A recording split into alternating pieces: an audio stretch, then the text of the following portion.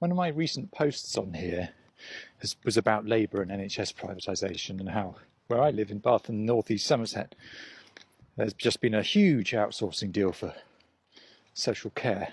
So it's, privatising NHS services. And some of the comments I got on that were, well, this is arranged under the Tories, you can't blame Labour for that. And my point was actually Labour have been very explicitly pro-privatising NHS services from before the general election. And anyone who researched at all into what they were saying, what Wes Streeting was saying, should not be surprised or even argue with the fact that they're massively pro-privatisation. And then, just yesterday, the government has announced, to no one's surprise, although apparently to some Labour voters, that they are massively increasing the use of the private sector to, I'm going to quote, clear NHS backlogs. Now, there's all sorts of things wrong with this. Firstly, it is privatisation by stealth. If you increase the use of the private sector to do things, then the private sector is not going to go away, is it? You're giving NHS money. This isn't new money, it's NHS money to private providers. And you might say, well, what's wrong with that? If there's a backlog, then they can clear this backlog and then go away again. It's not going to happen, is it? They're going to be there permanently. But it's worse than that, because private healthcare providers, private hospitals in this case, because that's what they're talking about, are not magic places where they can magic up staff that wouldn't otherwise exist. A lot of the people you'll see in a private hospital, a lot of the consultants, will be doing that at the same time as NHS work, and the more private work they get, which pays them more, the less NHS work they'll do. It's not extra capacity with people. NHS hospitals aren't there's not doctors sat around going, oh, if only there were more operating theatres, we'd be able to do more work. Almost every operating theatre is not being used 24 hours a day. The limitation is staff. And if these staff are doing private work, they're doing less NHS work, it stands to reason. So this isn't particularly an extra capacity. But let's assume, for the sake of argument, that it is extra capacity, and that the amount of NHS work won't be reduced when the amount of private work goes up. Let's just say that's the case.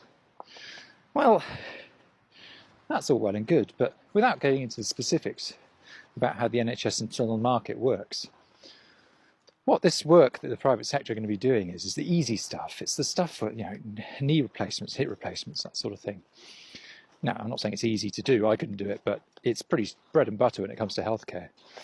And the way the NHS internal market works is this is where hospitals make a little bit of money. A hospital will be paid by commissioners, NHS commissioners, to do this work, and they'll get a lump of money for each thing they do. On the easy things, they'll make a little bit of money, and on the difficult things, like any emergency or any difficult operation, they'll lose a bit of money. But more or less, that's kind of okay, because they make the money on the easy stuff. Now, what happens if you take that easy stuff away from the NHS and give it to for-profit health providers is the NHS will have even less money. And you can only support things like emergency departments and cancer treatments and things like that if you're making a little bit of extra money from the regular routine operations. So they're going to have less money. So again, it's just going to make hospitals worse. And it's all very well letting patients choose their local private hospital with its shiny facilities. And let's not blame the patients here. Why wouldn't they choose that hospital when it's that or an NHS hospital that's crumbling? But if you're the government, the solution to fixing the NHS isn't to give all the money to private providers to build shiny new hospitals.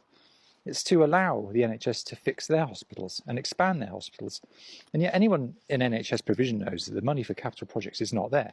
My partner works in an NHS hospital. It's a fairly typical NHS hospital, so slipping on the mud. And, quite regularly they'll have to close wards because somebody will flush something wrong down the toilet and all the sewage will overflow through the ceiling. Now, this is a thing that could be fixed if they had some capital spending to do. But it's not fixed because there's no money to do it. So again and again, they patch it up and they just get on with the hospital that's falling to bits, while patients look at these hospitals and go, well, why don't I go to the shiny one down the road? I'm being allowed to choose that by Wes Streeting and the Labour Party, so I'm going to send my money, because that's what each patient comes with, money to treat them. I'm going to send them to that private hospital.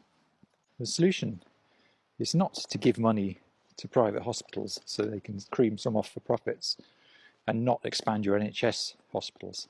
The solution to expanding NHS capacity is to nationalise private hospitals and make them NHS hospitals. You'll be told, oh, that can't happen, it's impossible. Yeah, that's exactly what happened in the formation in NHS. If we want to expand NHS capacity and people are moaning and whining about building new hospitals, we've got some new hospitals, buy them, nationalise them, your capacity will be there instantly. Because anything else really, is an admission that you're not going to spend money on the NHS, you're not going to build new NHS hospitals, you're not going to fix the ones we've got, you just want to privatise everything. So you listen to your politicians and see what they're suggesting. If they're suggesting that we can't possibly have the NHS capacity built, we have to use private capacity, they do not care about the future of the NHS, whatever they say. The only solution is to either put the money into hospitals and NHS facilities, build more, or buy hospitals. That's the only thing that's going to increase capacity. So what can you do? Well, firstly, write to your Labour MP if you have one. If you don't have one, write to your local Labour Party, and you tell them in very, very clear terms that you do not approve of privatising this or outsourcing to the private sector, and they will lose your vote unless they promise not to do it. It doesn't matter if you voted for them or not. They won't know. Just tell them this, because the only thing they'll listen to, the only thing they'll care about is people not voting for them. That's all it is. That's the only thing that matters to them. They will do what's popular. So you make sure you tell them.